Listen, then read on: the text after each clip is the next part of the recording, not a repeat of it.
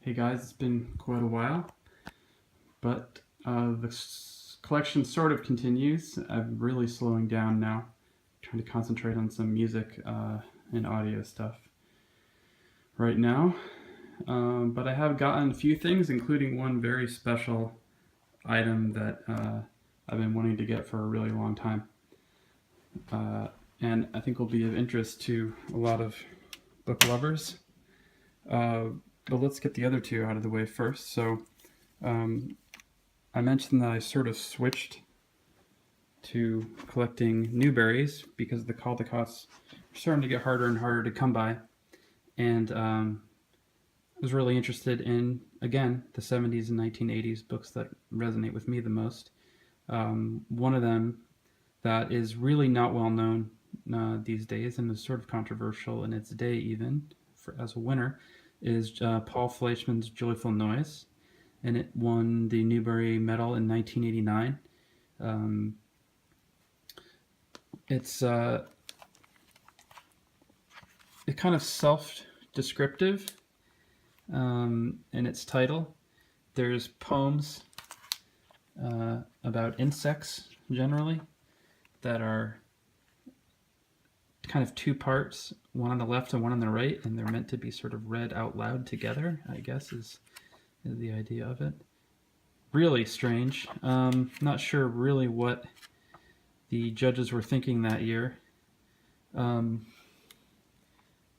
a stated first edition and first printing, $11.95 on the dust jacket. You can see that this is has really nice illustrated end papers with these illustrations of insects, and this is a fine but unsigned copy. I don't know that I can't say I don't recommend it or that I do recommend it. It's just extremely odd. I believe Paul Fleischman is the brother of Sid Fleischman, who wrote The Whipping Boy, which I showed in a recent video. But anyway, that's that. Secondarily, I got I believe the 1982 winner, Catherine Patterson's Jacob Have I Loved. Very well known author. She won previously for Bridge to Terabithia, which I also showed in a previous video. Bridge to Terabithia is extremely rare in the first printing, but since this book came after, and that book was such a big hit, there were a lot of copies of this one printed. Not particularly difficult to find, although, you know, it's still now getting to be over 30 years old. It's hard to find something in this good condition. But this is a pretty fine copy if you're looking for it. $8.95 is the dust jacket price. Also on Crowl, like previous books. This one was signed in 1980 when the book came out. I guess it was 1981 winner that would be.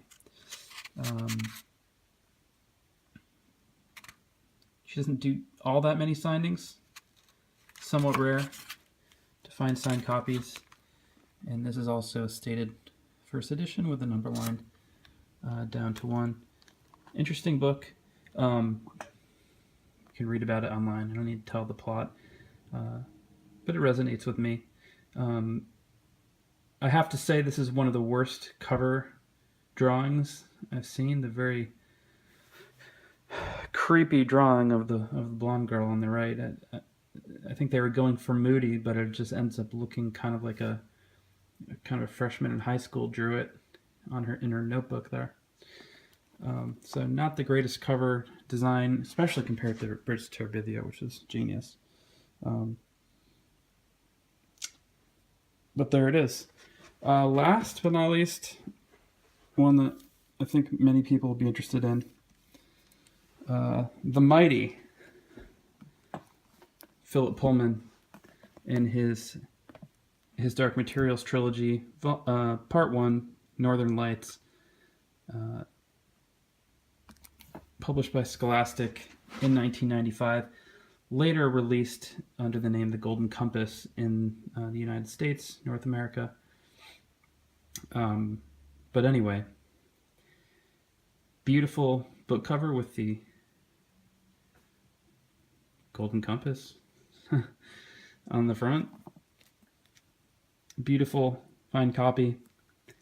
$12.99 UK pounds on the dust jacket. That's kind of what this looks like. This book has been signed by Pullman. He did a decent number of signings, not a ton. And what you're looking for in this one on the title page is first published by Scholastic. And that doesn't designate the first printing, it designates the first edition. So what you want to look for the first issue itself is point at the bottom of the dust jacket. If it doesn't say point at the bottom of the dust jacket, it's not a real first edition. Be very careful of stated first edition listings for this book. Make them show you the whole dust jacket. There's a ton of first edition listings that claim to be a first edition that are not, and you can tell because there's a very similar printing to this that's missing point at the bottom. The difference between a sort of wannabe first edition and a true first edition is about $1,000 or $1,500. Usually you can find those. You can find them as low as $500, but people who know what they have, these are often in the $1,800 to $2,000 range. So it's an incredible book. If you haven't read the trilogy, I highly recommend it. It's one of the best children's series ever written. Some would say the best, and put it above some of the classics like the C.S. Lewis series, which a lot of people think hasn't aged very well for certain reasons that I won't get into at the moment. But anyway, a lot of people love this book in this series. The Subtle Knife and the Amber Spyglass are a little easier to find, the first printings of, because the book already won some awards the year it came out. So there were more copies of later ones, but this is quite rare. I probably will at some point get the other ones, but I just wanted to get this out of the way because it's kind of a big purchase. So that's it for now. Hope you enjoyed, and see you next time I get anything. It'll probably be a while.